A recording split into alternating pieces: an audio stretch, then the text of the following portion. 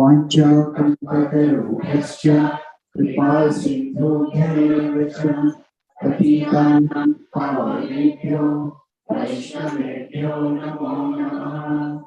Jai Shri Krishna Chaitanya Prabhu Nityanand Shri Advaita Gadadhar श्रीवासादि Gaur भक्तवृंद।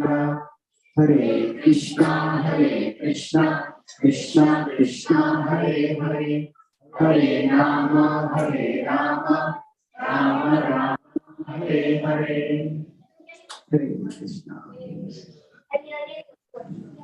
Do your recording also? So I'm grateful to be here for our last session today on the chapter 10 overview. So there is, how many of you have heard the word Ugra Karma? Ugra Karma, what does it mean? Ugly works. Sorry? Ugly works. Destructive activity. Ugly works, yes. So Ugra Karma often brings troublesome results. So whenever we face difficulties, it is a result of Ugra Karma. So there is Ugra Karma, and in today's world there is something called Tugra Karma. So Tugra Karma is technology related Ugra Karma. So right now we are facing some Tugra Karma with respect to the PowerPoint. So we may or may not be able to set it up. So see how the class goes. So once my Guru Maharaj, Anath Maharaj asked in a seminar for North American outreach. So he said, Maharaj, will you using a PowerPoint? Maharaj said, by Prabhupada's mercy, without PowerPoint, I will make some powerful points.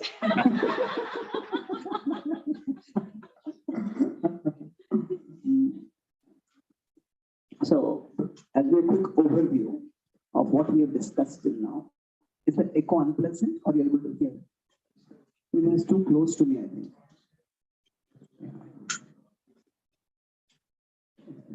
We put it here somewhere.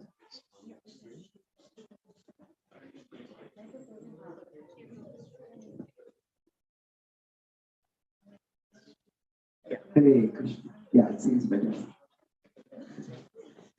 So,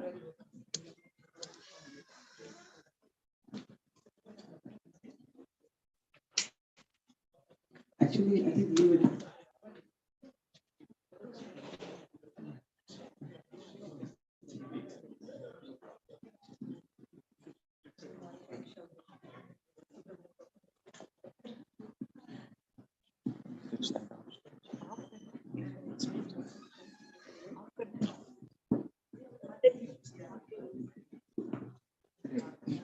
Thank you.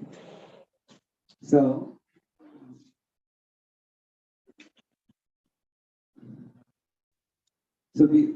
I'll do a quick overview of what we discussed in the previous two sessions.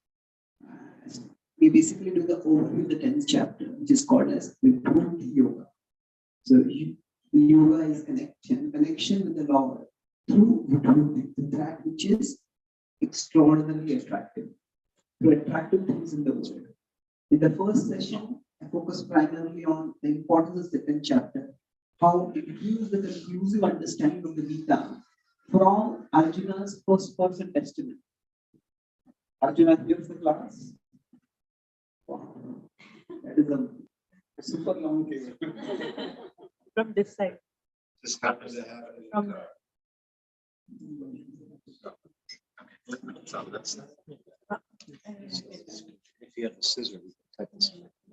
I can open that.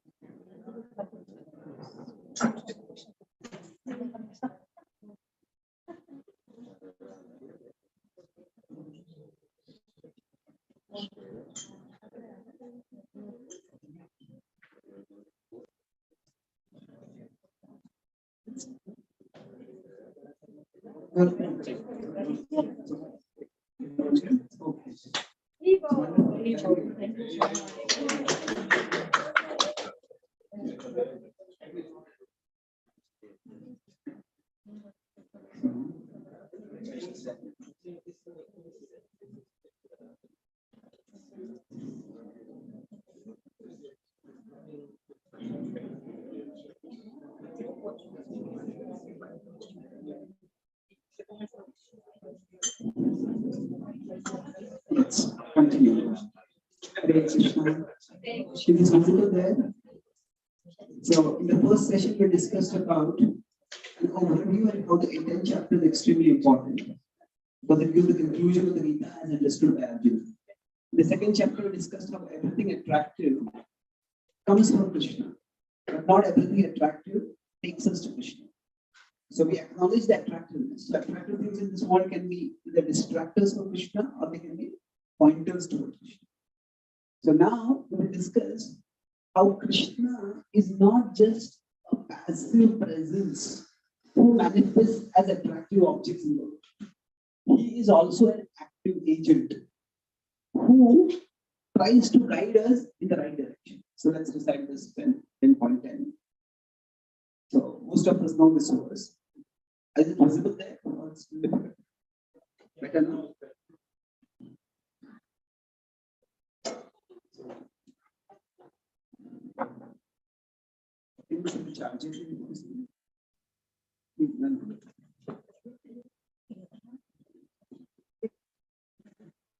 So Tesham refers to those people. So those are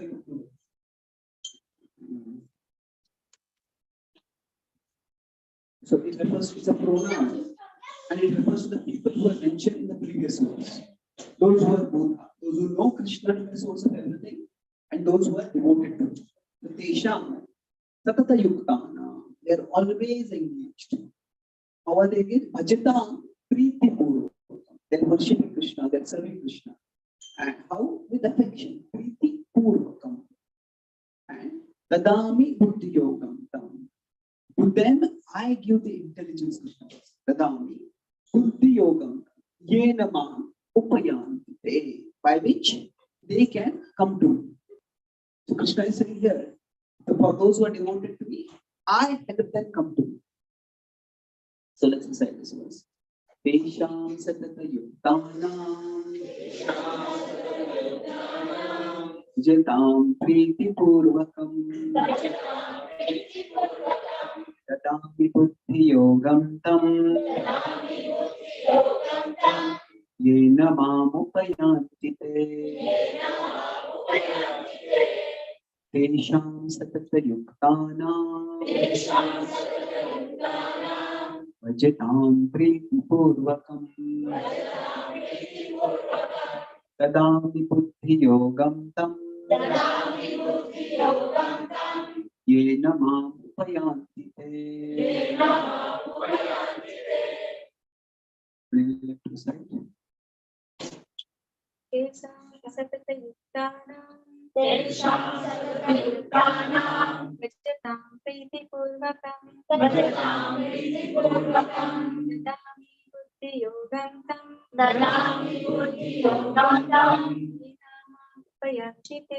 Yenamupayantite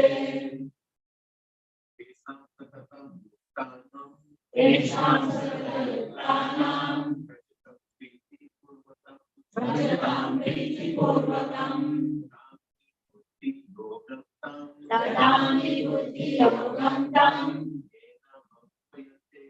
Yenamupayantite Tesham Satata Yuktanam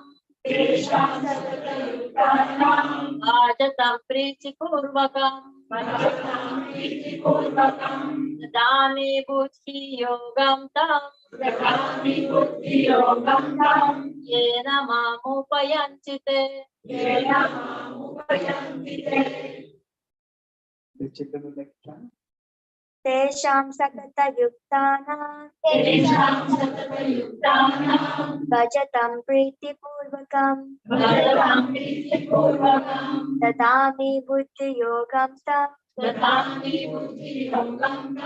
Yena Mamupayantite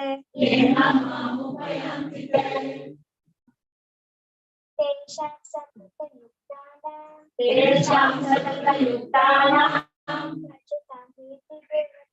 Bhajatam Priti Purvakam Dadami Buddhi Yogam Tam Yena Mamupayantite Beautiful.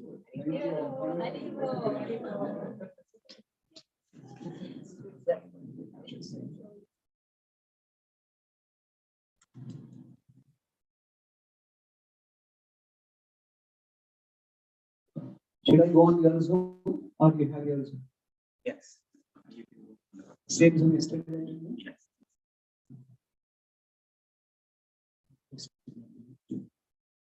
You can have a screen share.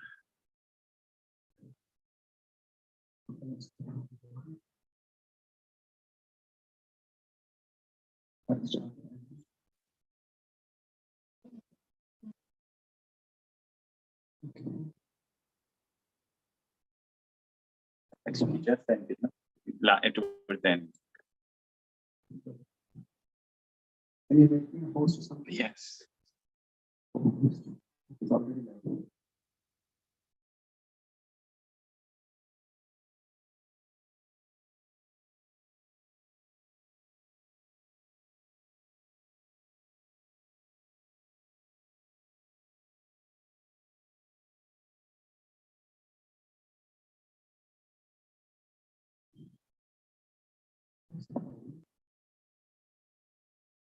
Anyway, you're continuing.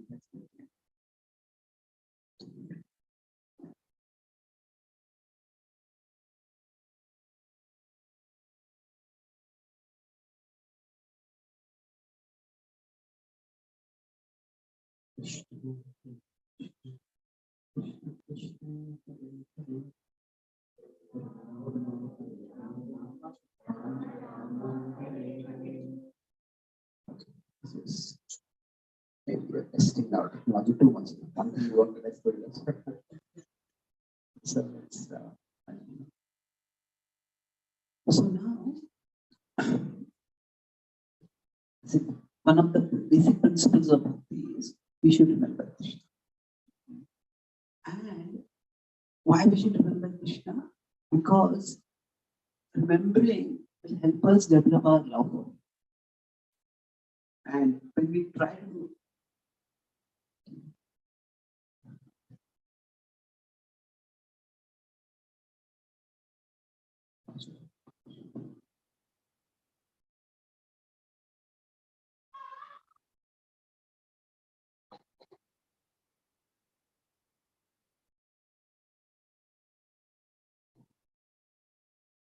no, it's not.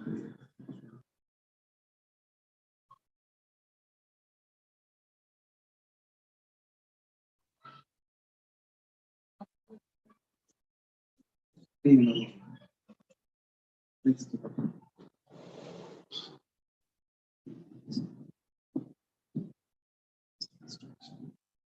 So here,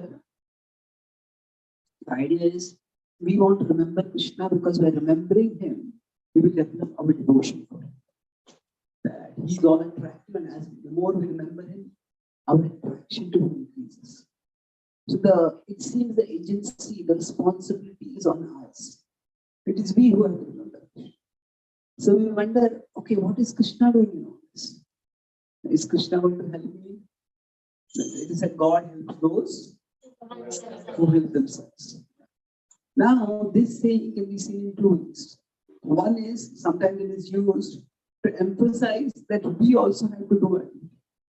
But another is that sometimes it is used to say that we just have to do our duty and God is bound to help us. And we don't have to pray to God separately. We don't have to do anything to worship God. Because if we do our duty, the results will not be, we will actually do the results.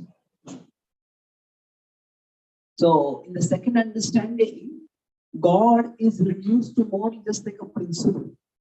We do our work, the results will come. And in that sense, God does not have much of an active presence. That he is a passive arranger. You know, in the first session, I talked about deism. They're talking here. There is theism, there is atheism, and in between there is deism. You know what is deism? Does anyone remember? Okay, that is pantheism. That's a very word there. So anyway, okay. So what happened is, if you look at the history of the Western world, most of the world earlier was theistic. The people believed in God. But as science started discovering things, and this started coming up with mechanisms of how things work. So Newton observed that, okay, when If an apple, some people say fell on his head, some people say fell in front of him. He said, what made the apple fall? And he came up with the principle of gravity. Now, at one level, instead of Newton, if a monkey had been sitting over, imagine a monkey. An apple falls on the head of a monkey. What would the monkey have done? Well, yeah, just a picture, isn't it? And gone away. But Newton thought, what made this apple fall? And then he came up with the explanation that it's due to gravity. That's interesting. Newton was a strong believer in God. He was a strong theist. But when he was looking, what made the apple fall? At that time, it's a God made the apple. Because that is not the level of explanation he was looking for. Things can have explanations at multiple levels. And so, for example, right now, the projector was not working. So we could say, why? Because the cable is short. That's one explanation. Other explanation is, we didn't inform that we would need a projector. So that could be another explanation. Third explanation could be that most classes don't have use projectors. So that was not expected at all. So there are, for the same event, you could have multiple explanations. And we have to know which explanation to apply with. Say somebody comes to our house and they are guest people in a room, guest room. They say, I feel very cold. I'll say, now it's summer. I'm feeling very cold. It's winter. He said, what to do, Prabhu? This world is a place of misery.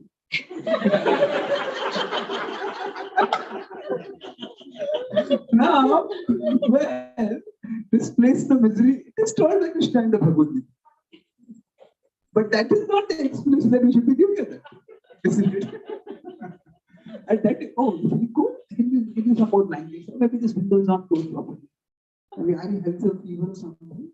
So we have to find the appropriate level of explanation for each event. And what is appropriate? The one which enables us to do something constructive. So Newton accepted that God caused the that he accepted the existence of God, and God is the ultimate causative principle. But he was looking not for the ultimate cause, he was looking for the immediate cause. So the same event, so now, as I said, there are multiple levels of explanations, but broadly we can say there are two levels of explanations. There is a material or mechanical explanation, and then there is a spiritual or divine transcendental explanation. So, which explanation to look at? Once when the devotees were planning the Rath Yatra, the early days, the first Rath Yatra, does anyone remember where it was done? In the Western world, the first Rath Yatra? San Francisco, yes. That was 1968. And the Prabhupada was very pleased, so the devotees decided to, has it become too low? That's what it is.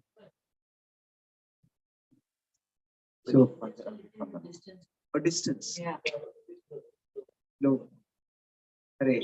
Is this better now? Oh, okay.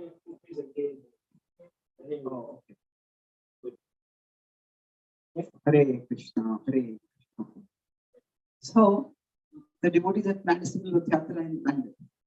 And they decided to do a grand Rath. So what they did was, they made it a much bigger cart and much heavier body. But they didn't adjust the size of the wheels appropriately. They started the cart, and the cart was going along nicely for a short distance. And huge publicity, a lot of media had come, and then suddenly the cart wheels collapsed. It was a PR disaster. The devotees were shattered, demoralized, and they wrote to Prabhupada. So Gurudas wrote to Prabhupada. Prabhupada, did the Jagannath Rath collapse because of our poor devotion? And Prabhupada said, no, it collapsed because of your poor engineer.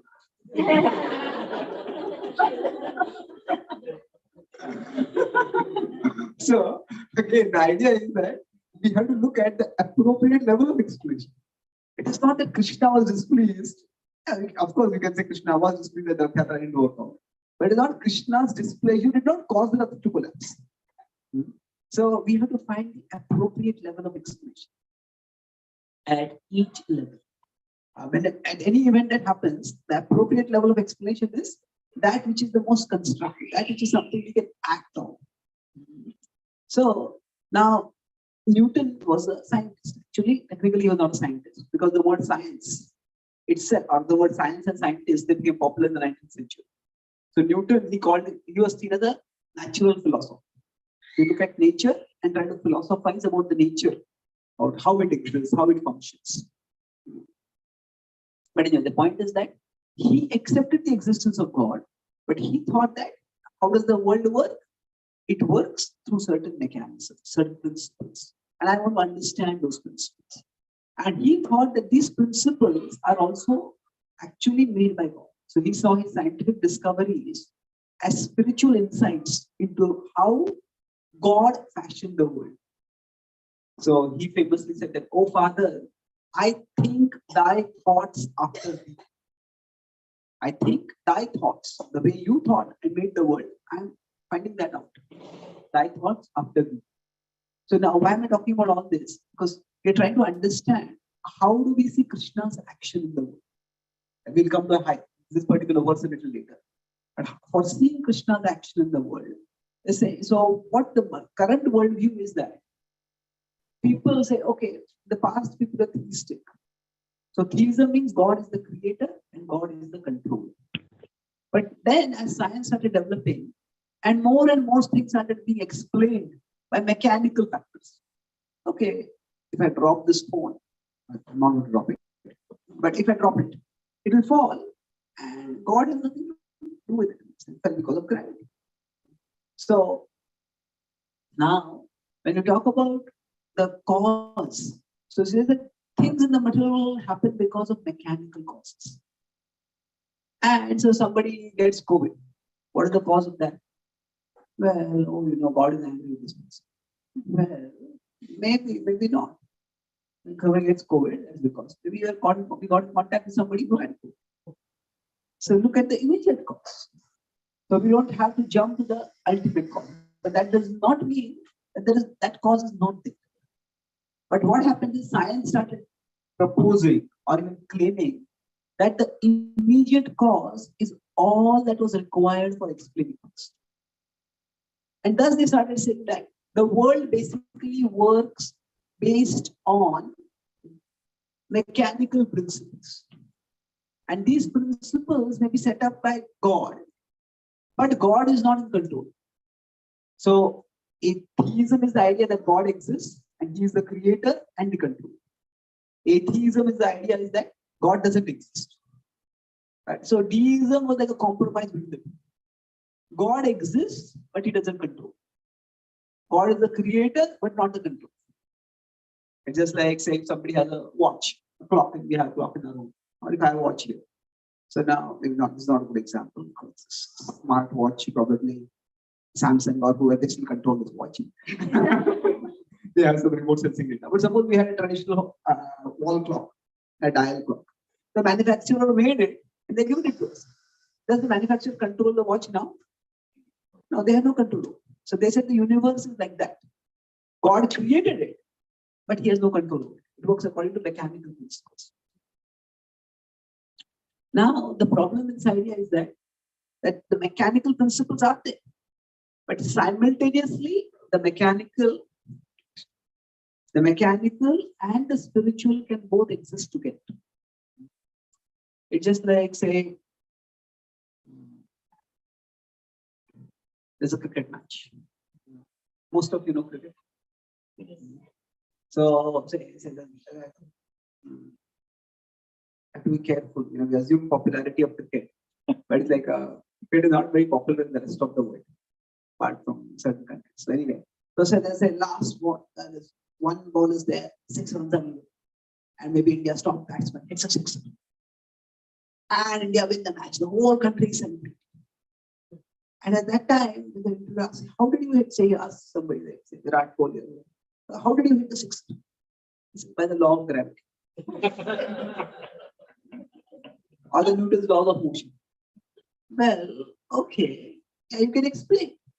Okay, the ball came at this pace and the bat hit the ball at this pace. The ball and the bat had the collision in this way. And that's why the ball went over the boundary. The collision at left side of angle, the force would not have been enough. And the ball, instead of going over the boundary, would have gone in the hands of the field ruler inside the ball. So we could say it's a correct explanation. So how did you hit the sixer? By the laws of motion. Well, it's a correct explanation, but it's not the relevant explanation. It's not the complete explanation. That is complete explanation is, okay, I had practiced this hook shot for a long time. And I just knew this was the shot I had to hit it. And that's how they would hit it. So there is a personal explanation. So the mechanical and the personal, both explanations can go together. Right? The mechanical explanation is this is how the bat hit the ball. That's how the ball went over the ball. The law of motion. The personal explanation is there's a person who's very skilled, and that's how that person wielded the bat in particular way, by which the ball went over the ball. So both apply.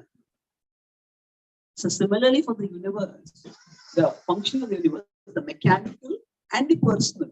The mechanical in terms of there are laws of motion, there are laws of thermodynamics. There are so many laws in the science discovers. They do work, and science doesn't deny it. Spirituality does not deny it. But that does not mean that there is no space for a personal explanation. So Krishna doesn't necessarily have to perform miracles to prove his existence. Krishna does perform miracles also. When he lifts the Govardhan, somebody may ask, how did Krishna have to lift the Govardhan? Say, if I have to lift a small phone on my little finger, I can't do that. I have to find out the exact point of the center and hold my finger steady and hold the phone over steady. I have to find what is called the center of gravity and hold it over. If somebody asks, how did Krishna find the center of gravity and lift up Govardhan? So Krishna doesn't have to find the center of gravity because he's the source of gravity. If he wants, the law of gravity will happen. If he wants, there's a spindle of gravity. But the point is that this is not what Krishna does regularly. Krishna does not interfere with the law of nature. So then how do we perceive Krishna's existence in the world? Especially, does he act in the world? So here the verse says that Krishna acts in our heart. And how do we perceive him in our heart? It is if we are doing Bhajata Preeti Purvakam. So Preeti Purvakam means with affection. So the idea is that God reveals himself to those who are affectionate. So just after this chapter, the next chapter, Krishna will show Arjuna the universal. And just before the Kurukshetra war, Krishna showed the universal form to someone else. Who was that? Duryodhana. So let's compare. So the idea of what we are discussing is, how do we perceive Krishna's action? For that, we need to have an affectionate disposition. If we don't have, No, leave my phone alone. whether it's Krishna's extraordinary manifestation or Krishna's ordinary manifestation. Take shower in 5 minutes. Ordinary, Go. not ordinary, but ordinary means less dramatic. Within our heart, it gives us insight, it gives us inspiration. We'll talk about that in later. And take So, out your what bed sheet. I want to wash my and your bed sheet right now with pillow covers.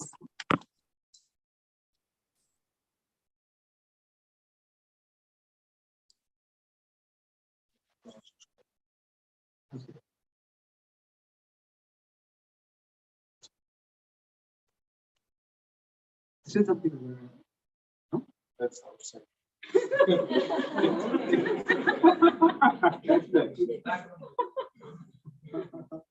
That's okay.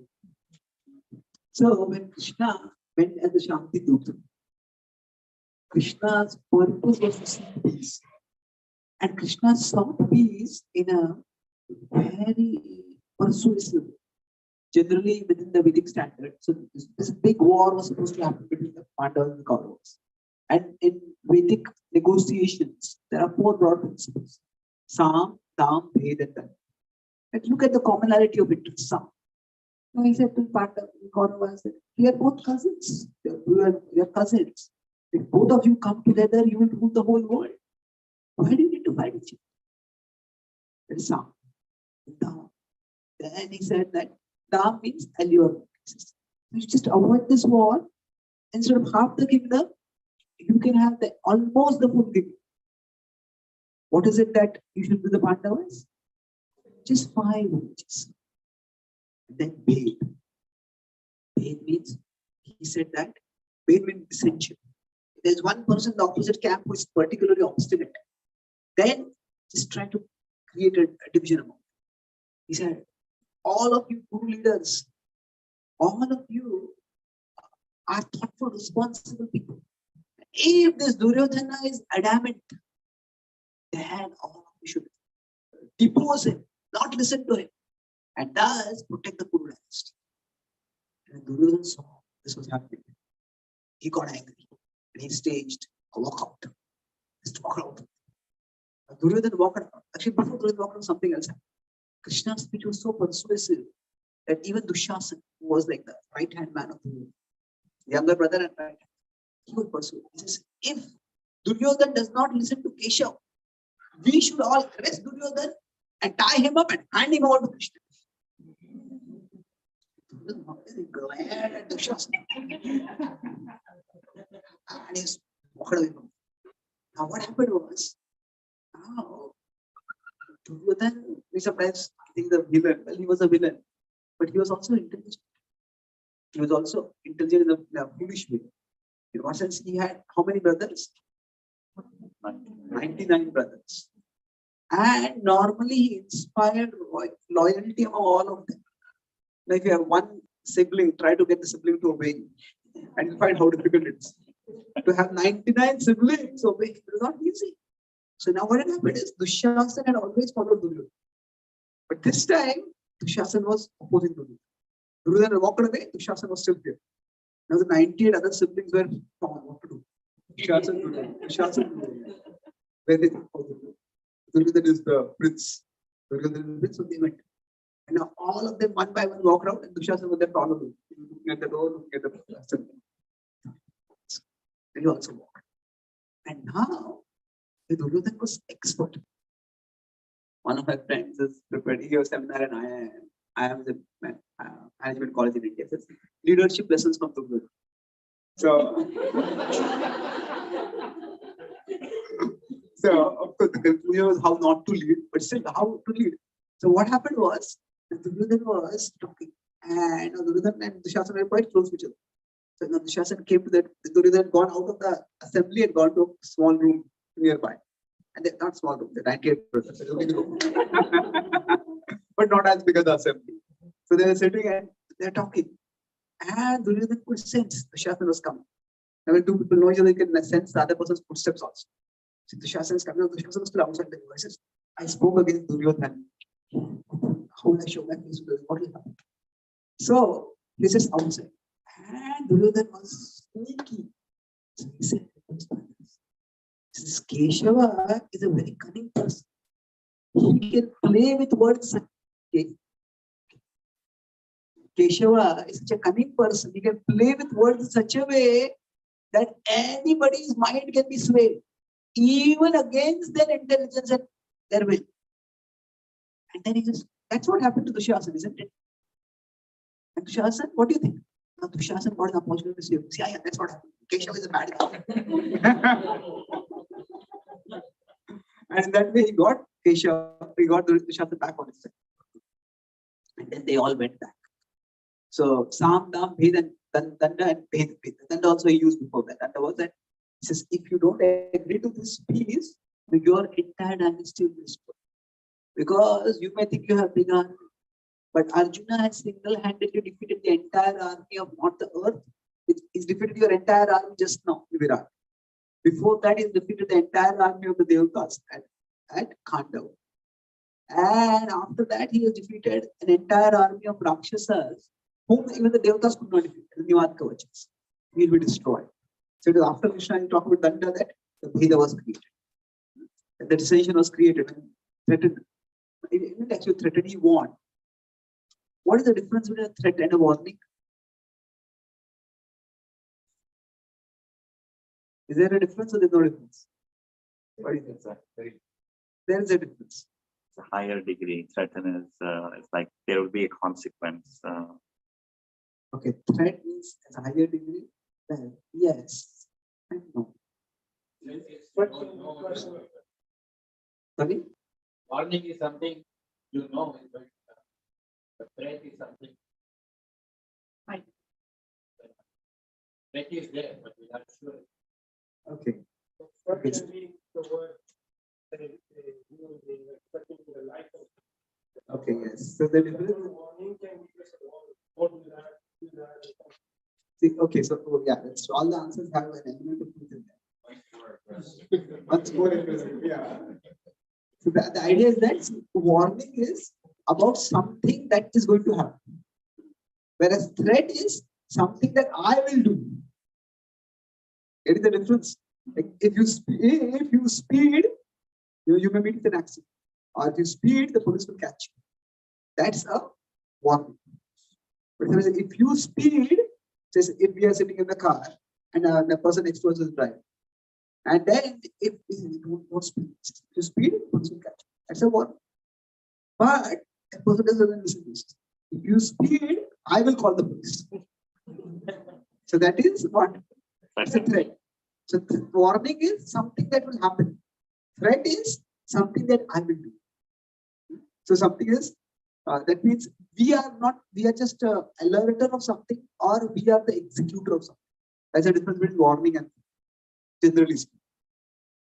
Anyway, so the point is that here Krishna wanted that this is what would happen. Krishna was not threatening in one sense, because Krishna was not going to fight himself. But anyway, after this, the Pandavas, the Kauravas went back to the center. And that was the time when Duryodhana completely rejected Krishna's peace proposal. And what did he say when he rejected Krishna's peace proposal? Krishna said, just give 5 villages. So what did he say? Yeah, I will not give enough land to even put the tip of a needle. Now, this may sound like a nice dialogue, but you have to understand the implication of that, the arrogance underlying that. Suppose we invite someone for a program, and then they don't want to come for the program, so they make an excuse. Now, they are making an excuse. We know that they're making an excuse, and they know that we know that they're making an excuse. But at least they have, because of the politeness to try to make an excuse. But suppose we invite somebody for a program and they say, even if I die, my dead body will never come to your program.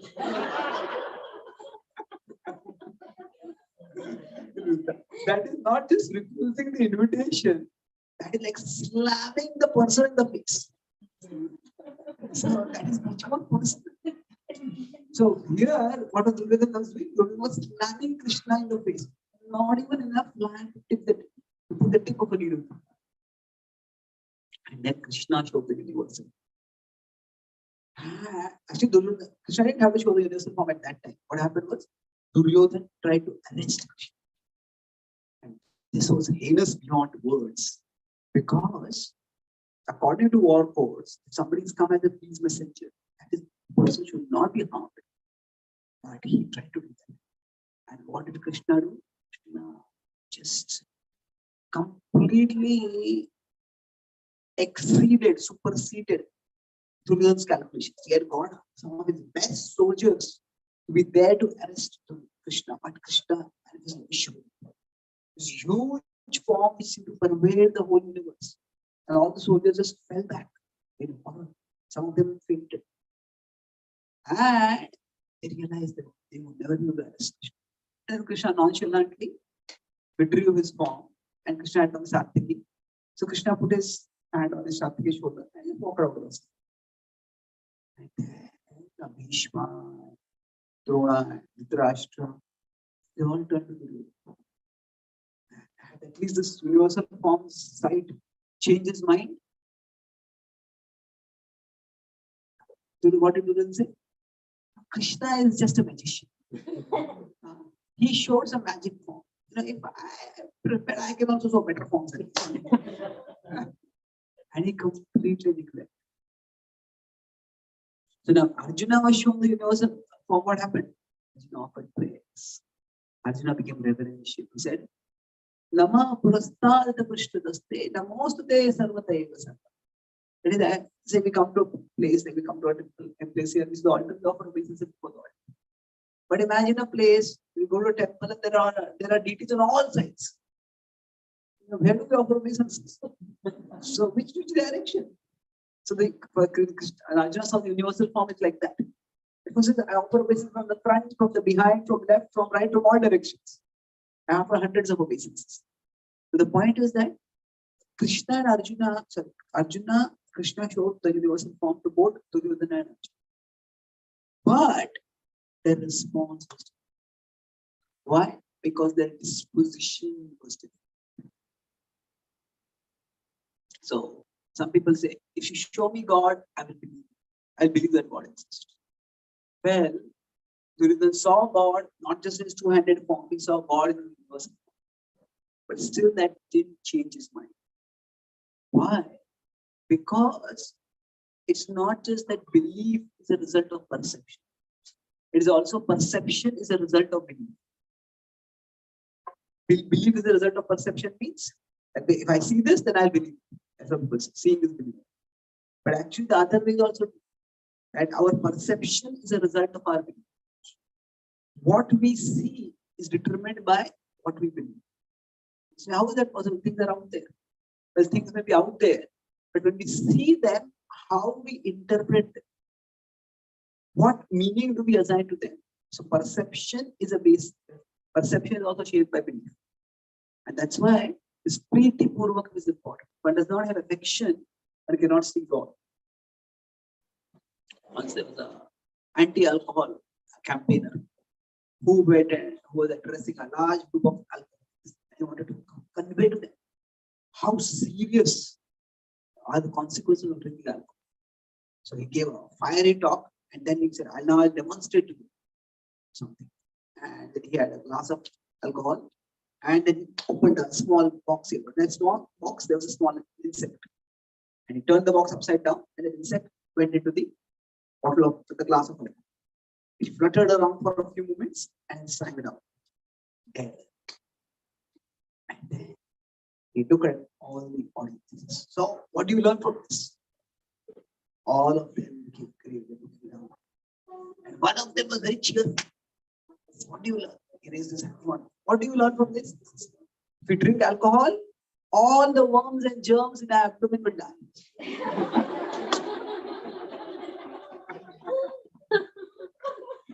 So, what happens is that perception is shaped by belief. If somebody believes alcohol is good, there's nothing wrong with alcohol, then even if they see something, they interpret it accordingly. So this is what happened to people. So if somebody either does not believe in God or somebody has a negative attitude towards God, then even if they see God's action in their life, they're not going to see God's action. So we need Bhajatam Preeti. That affection has to be. Without that affection, see in our life, good things are happening and bad things. So generally what happens is that we tend to overestimate our role in the good thing that have happened. And we tend to underestimate our role in the bad thing that have happened. That means, we may study a little bit, like when they have students say, I studied so much and I did not get good marks in next. Well, yeah, that happens sometimes. But there are times also when we study a little and that's what comes in the exam and get good marks. That also happens. But what happens is in this world, we can look at the good things that have happened, or we can look at the bad thing that have happened. If we look at the bad thing that have happened and bad thing that have happened, we say, no, where is God? Where is God's goodness? If we can look at the good thing that have happened, we say, yes, this is the evidence of God's goodness. So ultimately, it is a matter of choice which evidence we look at. Which evidence we look at. So, this Bhajatam Preeti Purvakam, the affection. How does this affection come? See, at one level, Krishna says this world is Dukkhale, but this world is a place of distress. Now, what does this mean? Is it a sentence to misery for everyone? is not that simple. That when Krishna said this word Dukkhalaya, at the start of the Bhagavad Gita, what happens? Arjuna is in tears. Abdatha kripaya vishtam ashrupura kuleksharam. His eyes are filled with tears. He's so distressed. He's torn apart by an ethical conflict. He doesn't know what to do. And then, what does Krishna do? Krishna speaks the Bhagavad Gita and say, comes in 8.40, 8.50, the Dukkhalaya comes. And Krishna put it very well says, so Arjuna, this world is a place of distress. You are in distress. Bhagavad Gita over. So this world is a place of distress, and you are saying the truth of the Bhagavad Gita. So I have proved my point. You are in distress, stay in distress. That is not the point of the Bhagavad. See, when the Bhagavad Gita says the world is a place of distress, it is not meant to sentence us to distress. It is meant to reset our baseline expectation. I'll explain what I mean by that. Reset our baseline expectation. What I mean by this is that suppose let's consider a similar word, Himalaya. Now, what does Himalaya mean? Literally, house of snow. Alaya is place, house of snow. That's how the name came out. This mountain is filled with snow. Now, if somebody goes to the Himalayas, it is so cold, it is so cold, it is so cold, it is so cold. It is growing cold now. Isn't it? It's going to be cold. What else do you expect? But is that all that is there in the Himalayas? No. You see, there are breathtaking sights of beauty over there. The mountains, the peaks, the snow caps, the flora and the fauna.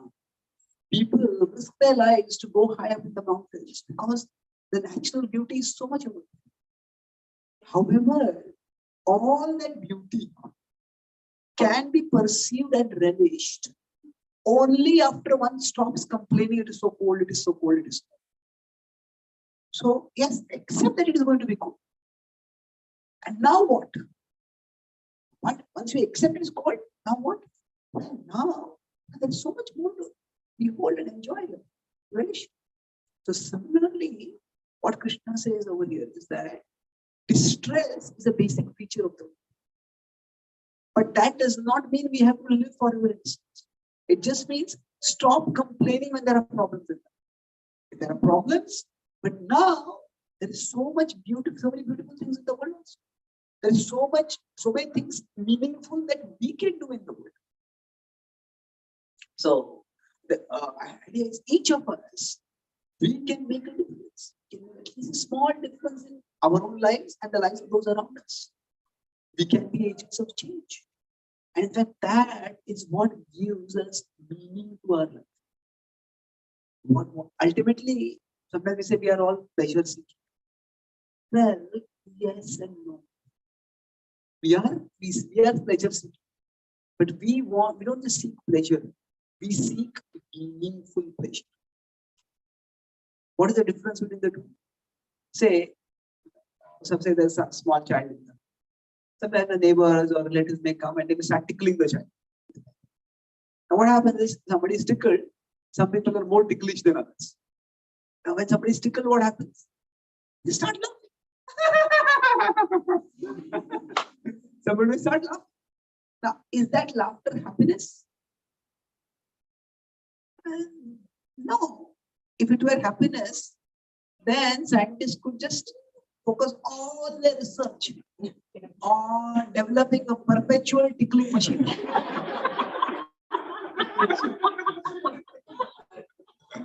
And you will be happy for the rest of your life. Actually, although you will be laughing, you will not be happy. Suppose you want to have a serious discussion with someone that person starts tickling against stop. So we don't just want pleasure, we want meaningful pleasure. That's important to understand. And certainly we want pleasure, but we want meaningful pleasure. And if there is no meaning, after some time the pleasure also becomes meaningless. Like there is comedy show. Most of is there anyone who doesn't like humor? Well, almost everybody likes humor. So we watch a comedy show.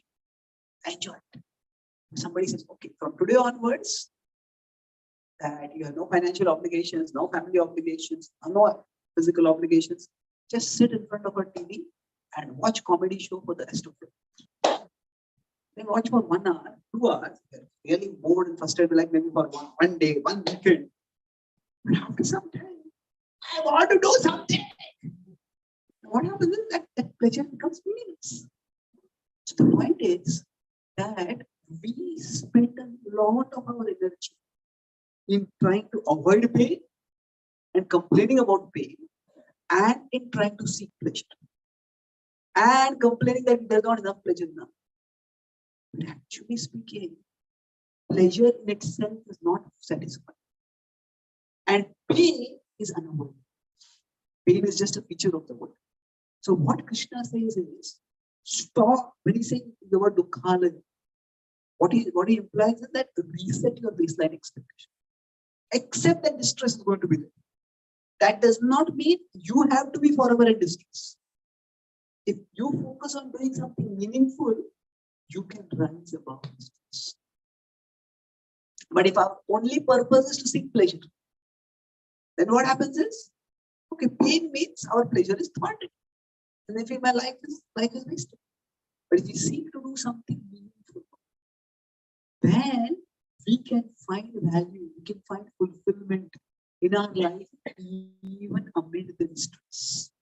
Even amid the distress. Just like to continue this, I'll conclude with 2 more points and then we can have some questions. That you consider a hospital. In a hospital, pain is inevitable. But pain is a feature of the hospital. Pain is not the purpose of the hospital.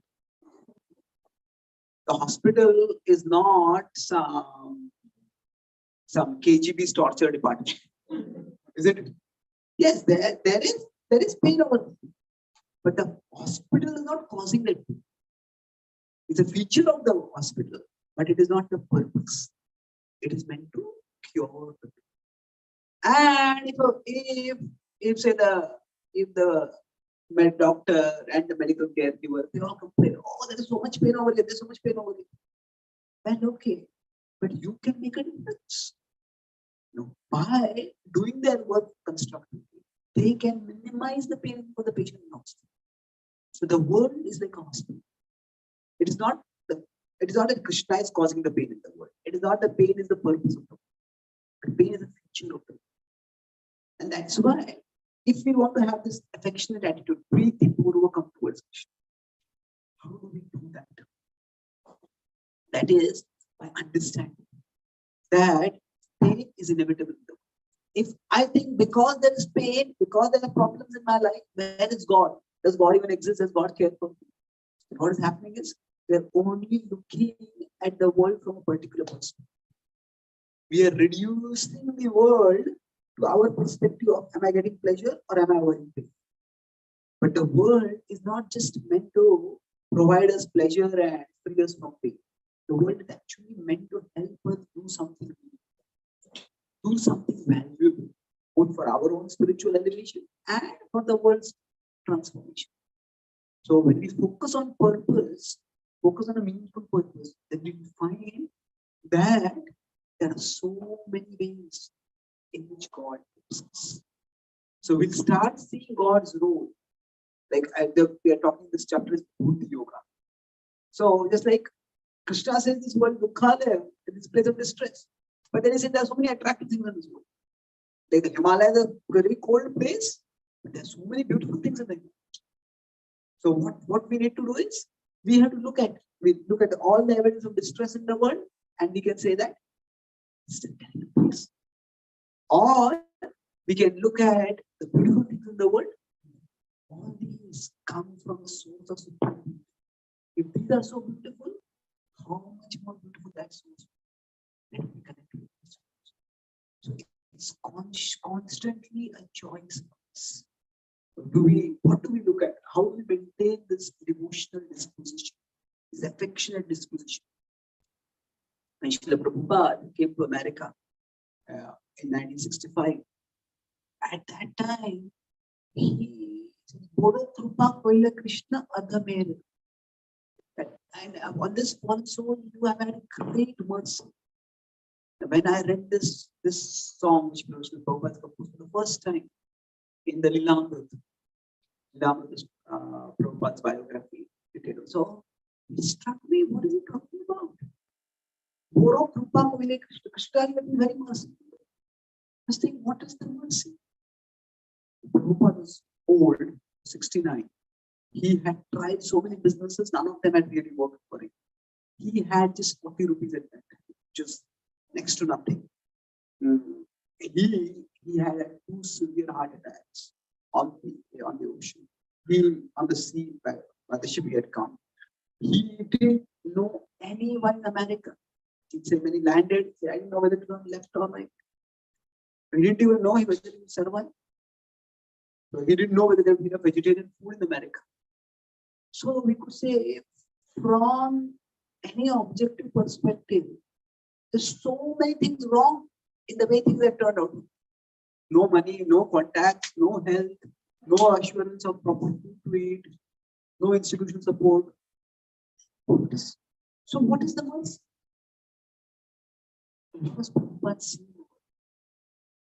Prabhupada was seeing that my spiritual master had given me his instruction to share Krishna Bhakti, share the wisdom of the Bhagavad Gita in the West. And throughout my life, I could not do it.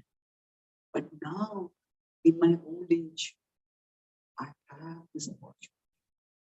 So Prabhupada was seeing this opportunity for serving his Guru Maharaj, his spiritual master. And he was grateful. He's thinking at this age, for me to get to America, it's extraordinary. He said, Boro Krupa Krishna is a great mercy. So he gets a choice. He could have looked at what was wrong in his life. He could have said, Krishna, why have you brought me here? What am I doing over here? Why are you not providing me facilities? He saw what was right. And therefore, he said, Krishna is so merciful. So for each one of us, if we want to stay emotionally connected, we need to look at what is right in our life and not what is wrong. And that requires making it a habit. It's our habit is, our mind is, because of the mode of passion and ignorance, it is habituated to look at all that is wrong in our life, all that we don't have. So now this program there is Prasad, and there's a special kind of feast in which everyone has a separate dessert, has a distinct special dessert. So somebody has gulab jamun, somebody has barfi, somebody has peda, somebody has malpua, somebody has some chocolate cookie, somebody has ice cream, somebody has basundi, all different kinds of, everybody has a different dessert. Now there's a delicious dessert in our plate, but we are looking at what is there in the and what happens? We will not even be able to taste the sweetness of what is there in our plate. Why? Because we are looking at what is not there, because what others have. So when that happens, when we talk about it in terms of food, we understand this is silly. But in the real life, that's what we do. We tend to look at what is wrong in our life and not what is right in our life. So bhakti is not just about chanting Hare Krishna. Yeah, chanting Hare Krishna is important, coming to satsang is important, worshipping the deities is important. But all this will not give us connection with Krishna if we do not have this breathing. We may chant, or chanting will be mechanical. We may worship the deities, but that will also just be a ritual. We may come to class and we may laugh and there are some jokes, but we will remain, our heart will remain untouched. As long as we don't make it a conscious habit to look at what is right in our life and not focus on what is wrong. We can't be blind to what is wrong. When we focus on that, we will not be able to see Krishna's hand. And ultimately, we can't. Krishna consciousness doesn't just mean being conscious of Krishna when we hear about Krishna Katha, or conscious of Krishna when we chant his holy names. Being Krishna conscious means being conscious of Krishna in various walks of our life. And once we start seeing what is right in our life, we will start seeing that, oh, there are so many things that are right. And it's just you can try this as an experiment. For 1 week, every day, at the end of the day, note 3 things that went right. 3 things that went right, or 3 things that are going on. You'll find that it's not just, we're not just talking about positive thing. Because positive thinking is just sometimes what are the good things in man. But here for us, we are seeing that these good things are arranged by Krishna. And when we see from that perspective, we see that Krishna is always there. Krishna is always there. When I came to America, there's 2 years of pandemic, and we didn't know, most of us didn't travel anything. So I had a TB long ago, but it was very severe TB. So I was told that you have to be extremely cautious about COVID. So I just stayed in one eco village. I didn't even mostly come out of my room for a lot of time. And then I was very, very careful to avoid getting COVID. And finally, I decided to come to America. I thought it's 2 hours, more than 2 hours is enough. And the day I landed there from the airport, the next day I got COVID. So that's a long time ago. So I'm not giving COVID to you now. Don't worry. So at that time I was quite disturbed. I had a whole tour planned out. But the first day I got reached, I started feeling weak. The second day, we detected COVID. So at that time I was quite frustrated. But now that I look back at it, I thought that actually, fortunately, the COVID didn't last for long. This was 2 days and I recovered. But now I look at it, it's like it's out of the way. And in one sense, while that seemed like an obstacle at that time, now you can travel without having constant fear. So we get some immunity at least for a few months. So look at it. Actually, one of my devotee friends from India, he told me, you got COVID in the first 2 days, it's better you come back to India, right? So I said, I'm not going to do that. But the point is that we can look at what is wrong and we can let our imagination go haywire. What is wrong? Or we can look at what is right. So when I was there, and I had COVID, now this is sometimes there's a problem of plenty. If you are among devotees, if somebody has a health problem, everybody wants to help. And people are helpful, but sometimes everybody gives different advice. Try this, try this, try this, try this. It's wonderful to see the helpful attitude. I got a lot of helpers.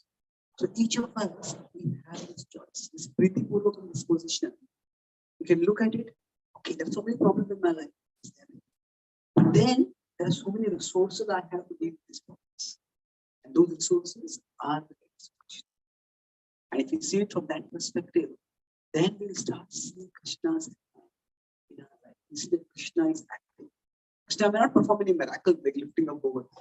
But even through the routine events of our life, we'll start seeing Krishna's. No, this thing worked out right. How was that? So many things could have gone wrong, but this worked out. It worked out right because it was Krishna's arrangement. So right now we have this project. That was, what is your name? Sir. Sorry? Sir. Sir. Set. Set. Okay. So it was Set's arrangement that we had this connector. And it was Krishna's arrangement through Set.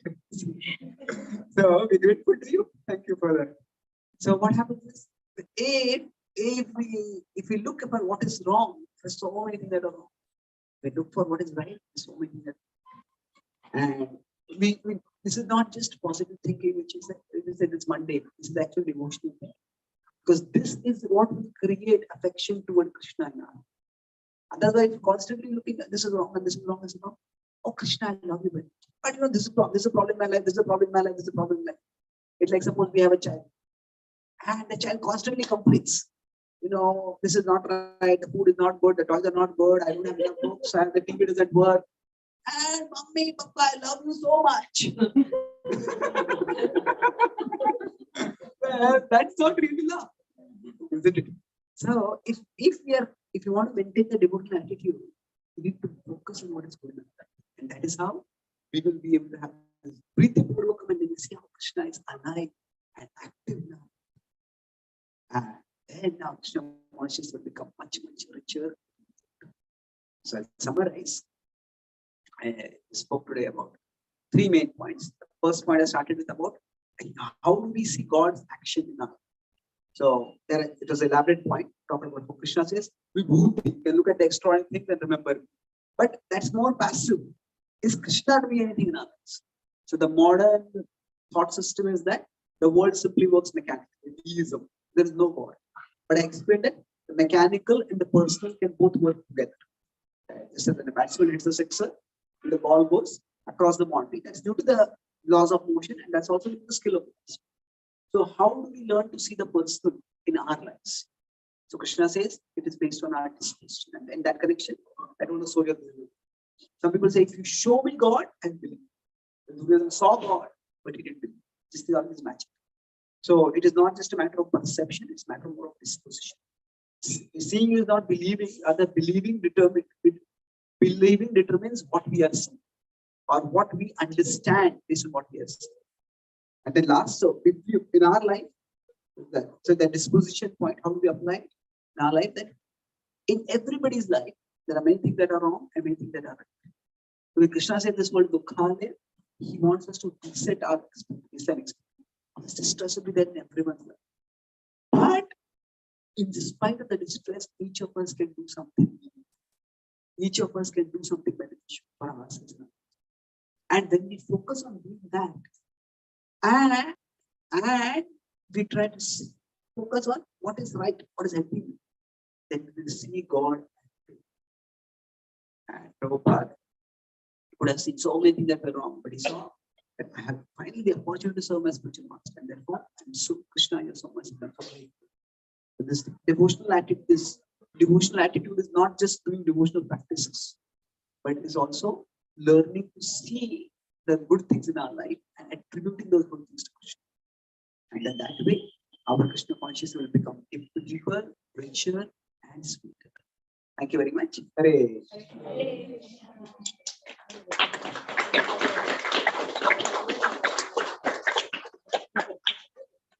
Are there any questions, comments?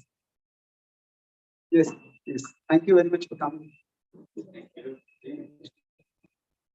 Would it be accurate to say, talking about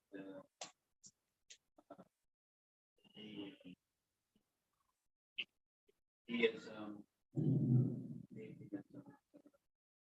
when we were visiting some technology, so that was just mechanistic. So in terms of the material world, there is perception of mechanistic functions, actions. But when we try to apply the mechanistic theory to the supreme, like the point about Krishna, mechanistically, the person was twirling the ball on his finger. We can analyze it from certain material laws. But try to apply those material laws principles of Krishna lifting over on hill, just falls flat. So God cannot be subject. What I'm asking is, what would be accurate to say God cannot be subject to the laws of this creation, but He is the creator? Those laws don't apply to the creator, according to the creation. That in that assessment. Yeah, thank you. Yes, that's true. Because God, we can say that this is the world, these are the governing principles of the world. But God exists above them. And that's why we cannot evaluate God's actions based on these governing principles. So that's true. At the same time, even when God descends to the world, most of the times He acts according to the governing principles of the world. That's Krishna all the time is doing supernatural activities. And that's what actually sometimes India does do. When he's a small child, playing the role of a small child.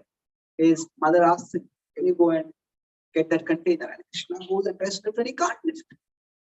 And that's a sweet lila. So generally, with Krishna, when he comes to the world, he acts according, or we could say within the constraints of the world. But he is not constrained by the world. When he acts that way, it's his choice. There's no compulsion. And the mechanistic perception is at one level the reality.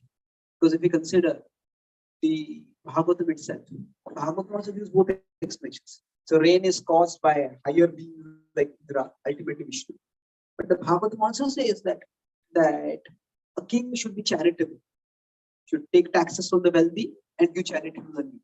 And the example for that is given is just like the sun takes water from the oceans, and as clouds, that water comes and is showered on the place where water is. So that is a mechanical explanation for how rains happen. Then we explain the except in the Bhagavad, like the sun evaporates water and forms clouds and then gives rain. But the Bhagavad also says there's another explanation. So that's why I said the mechanical is not invalid. The mechanical is correct, but it is not complete. And even in respect to, as science becomes subtler, what happens is Newton thought of a clockwork universe. But as Niels Bohr and quantum physics is coming, it's become more probabilistic. A probabilistic universe means what? That yes, there are certain principles according to which the world is working. But what exactly those principles are? We can't figure them out. So, like with respect to say COVID, or say let's take somebody that's COVID is too close. Let's take something like malaria. Now we say, why did somebody get malaria? Because the mosquito bit it. Mosquito carrying that infection. Okay, but in that same house there are 5 people, and only 2 of them got malaria. Now why is that? We say, oh, these 2 people had lower immunity. But sometimes we find that some person has low immunity, but they don't get disease.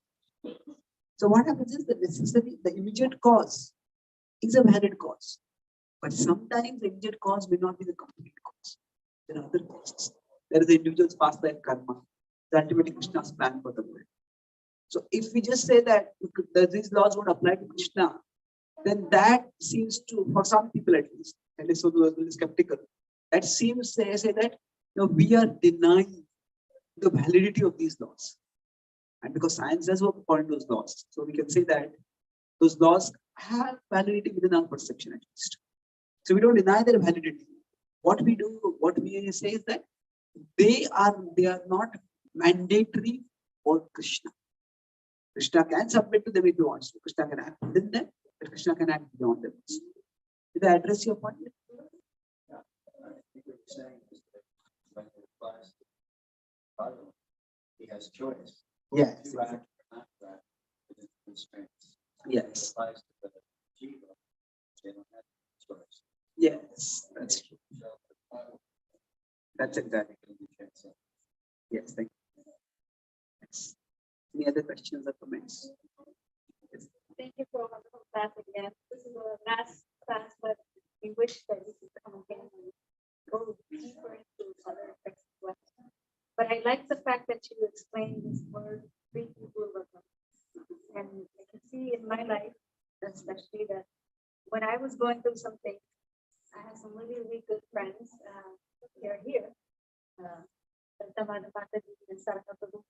When I used to go through things that I couldn't see, how was Krishna, involved in my life? And they used to make me see it, I'm like, oh wow. Without them, I wouldn't be here.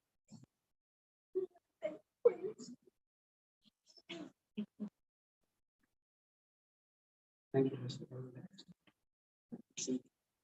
It's important for us to be able to see Krishna's hand. Happy that I create service.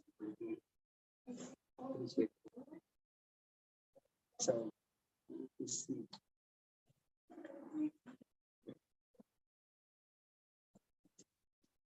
Focus on one particular point.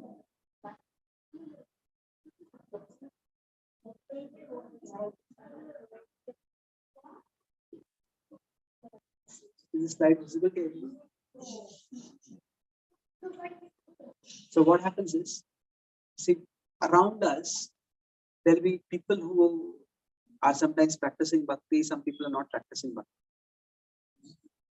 And we can say that our relationship with Krishna is, we can number it. Our relationship with Krishna is 1. Our relationship with our spouse, our children, our siblings, whoever the other person, that is 2. And their relationship with Krishna is 3. So what happens is, when we start becoming spiritual, we want everyone also to become spiritual. We want our loved ones to also get the shelter of Krishna. So what happens is we want 3 to happen. But 3 is not in our control. But sometimes what happens is we focus on that 3 is not happening, that we start pressuring the other person too much. That they should do 3. It's when Krishna doesn't take away anyone's free will. So what happens is when we expect too much, put too much pressure on 3, then that creates a strain in 2. That means our relationship with them starts getting strained. And when our relationship with them starts getting strained, then what happens is our relationship with Krishna also starts getting strained. Because if there's a conflict in the home and let's sit down to chant Hare Krishna, we can't really focus. Our mind is just, oh, I said this and they said this and this happened and that happened. So what we need to do is just separate these 3. We would like all 3 to go together, but if the 3 are not going together, then focus on 1. Be grateful that we have the opportunity for 1. Be grateful for those who are giving us the opportunity for 1. And go ahead. And this is where, so that if we see, we will feel, oh, there's so much wrong in my life. Why is this not happening? Why is this person not listening to me? Why is it? So then that Preeti Purvaka will become very difficult. But if we see this, there's opportunities there for me.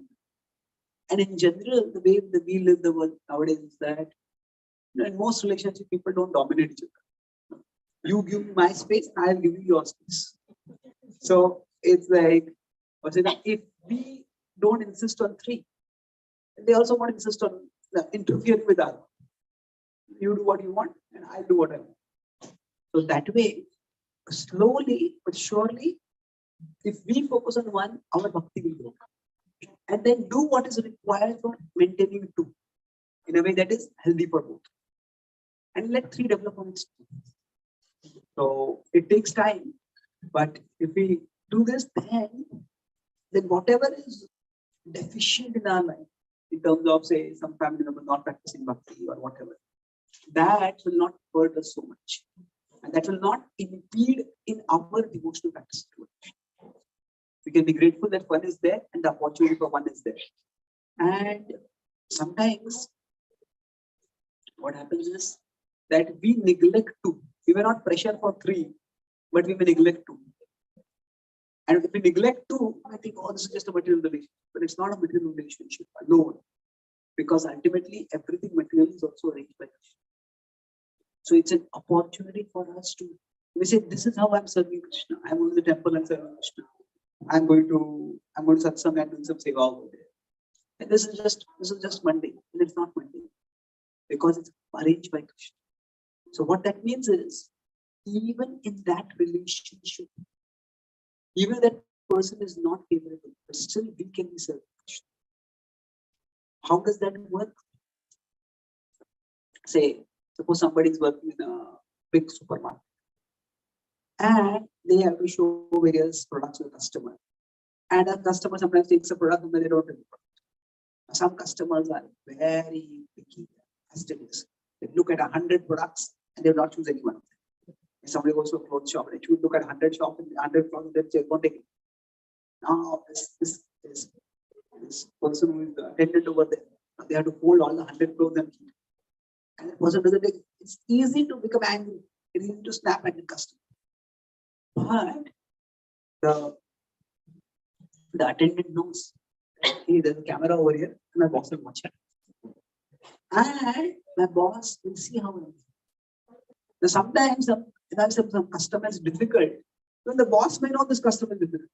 Normally what happens is that when a customer comes to a shop, if there are multiple attendants, all attendants want to come and attend to the customer. Because then they will make the sale and they'll get the credit. But some customers come and all the attendants go. But there are 2 kinds of people in a sense. Some people bring happiness wherever they go. And some people bring happiness whenever they go.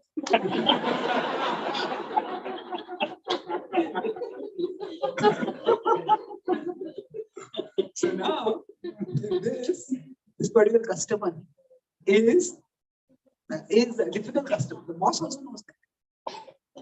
So what may happen is that if the attendant stays polite with that customer, if that customer is demanding and rude and doesn't take anything, the customer may go away. In that sense, the sale may fail. But still, the boss will see.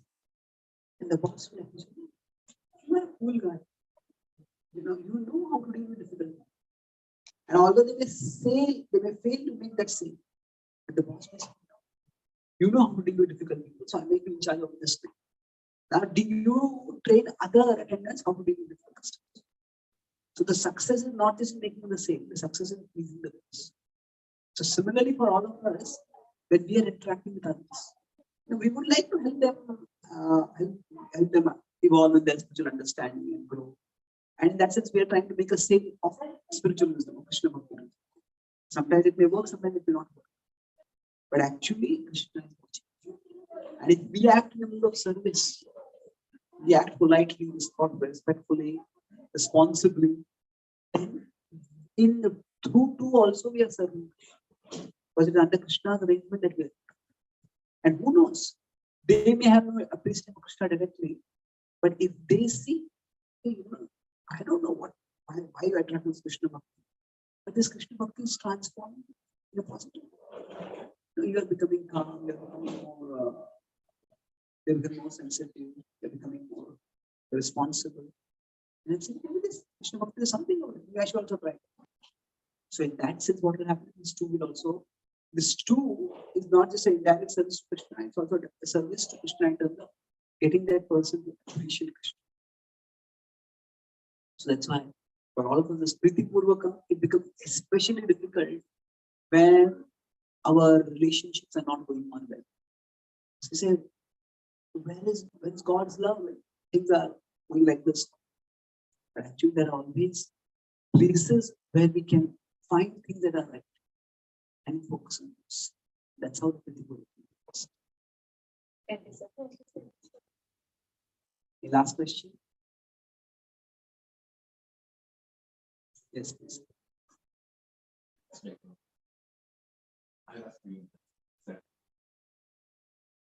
Should I feel scared?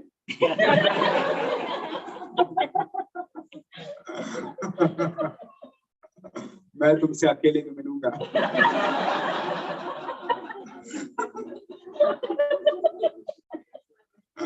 I will meet you alone. Yes.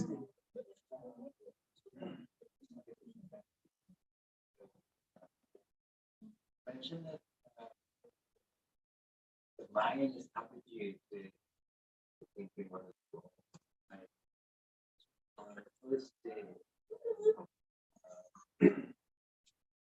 after the dilemma, you didn't want to fight. Which was spoken with him, what game is it a principle that we must always go against? Is it a principle that must always go against our mind? No, not at all. The mind has things which are constructed. Mind has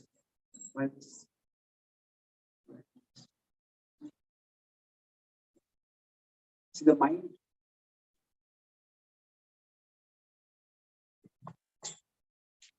The mind has things which are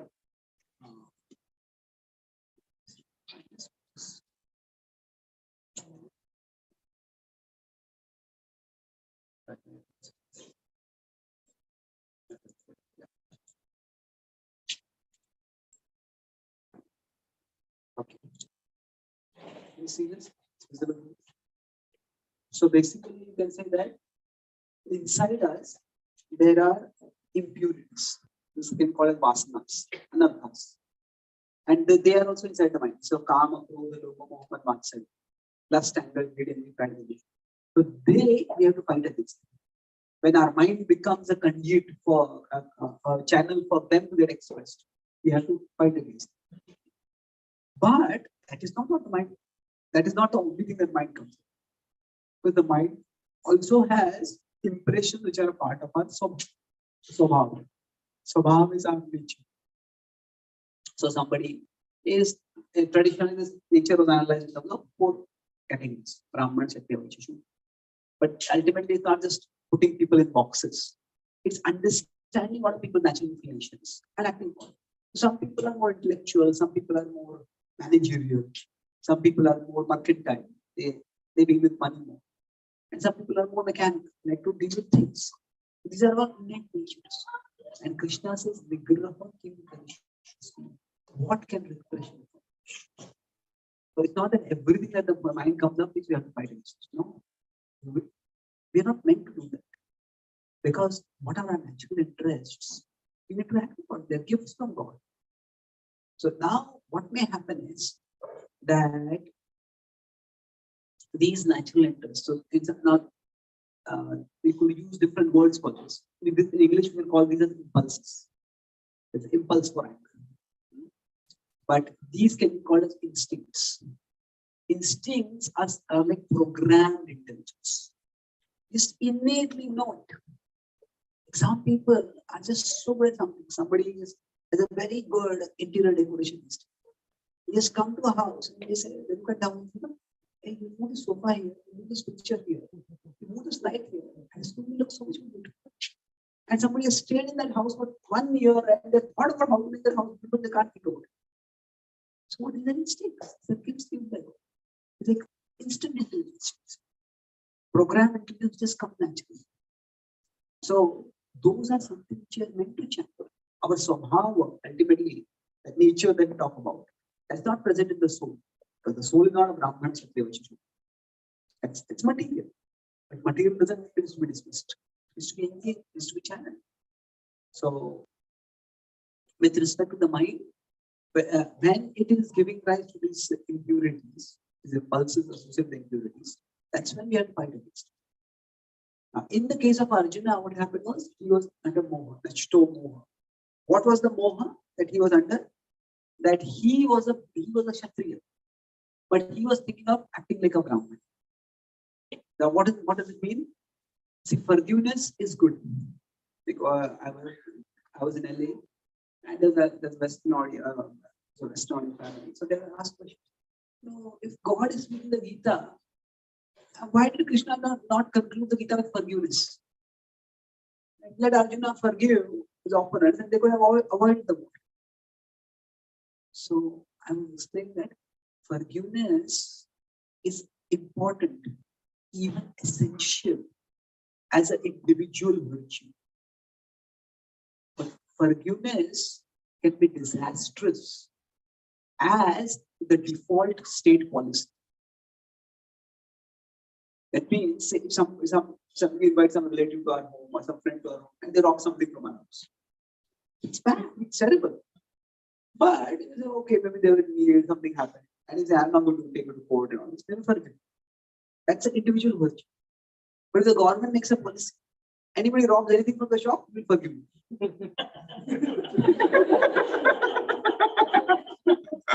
That will lead to chaos. It seems that's what they did in I think California. They did that.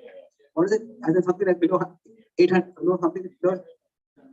Yeah, below $600. If you break into a shop also and rob, what you rob is below $600. You will not be. The government can't even arrest you. So it's just and they're just people who are robbing. They are so poor. That's why they rob. But then they went to some of these places where these people were living, and they found that what they had robbed was not necessities of life. They had robbed something like expensive cosmetics and they were selling it. So forgiveness cannot be a default state policy. That will be disastrous. So Krishna told Arjuna that you are not just acting as an individual. You are a responsible state officer. You are like a policeman. And you have to defend the state against aggressors. So that's why Krishna was saying that you are a Kshatriya, you may try to act like a Brahmana. That will be disastrous for society, but it will be disastrous for you also, because that is not the nature. We shall not act violently now. But later on, when crime is rampant in society, there and you have taken a Brahmanical rule. Like a police person says, I will resign from the police. I don't want to be the part of this. And they become ordinary civilian and then they see crime and they take a gun and start shooting police. That will be criminal. See? So therefore, Krishna says, you can't repress Kshatriya nature. So yes, we have to, whatever our natural interests and talents, whatever our instincts, we need to see them as gifts of God and develop them. And whatever are impulses, we see them as something which need to discipline and restrain. Does it answer the question? Yes, you had a comment on the question? You can do that. Let's read through it. Very nice. Okay. So thank you very much for coming and for patiently being a part for 3 days, 2 days, 1 day, whatever it is. So grateful that I could hear selling yesterday that to Sarang before that. I am normally a very serious speaker.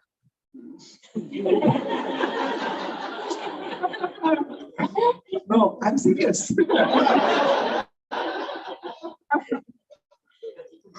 Oh, there was one devotee who recently heard my, he came to meet me in India. I was in the Golden College. He said, I've been hearing your classes for 20 years.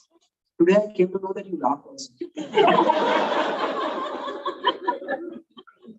But somehow it's in your association, my something within me starts activating my humor. So I'm grateful for that. And I hope that I can carry this with me elsewhere also. So thank you very much. Srila Prabhupada ki jai. Srimad Bhagavad Gita ki jai. Gaur Bhakta ki jai. Please, Chaitanya Channel.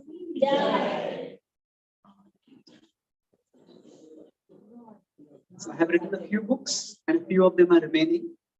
You have something? I've got some of your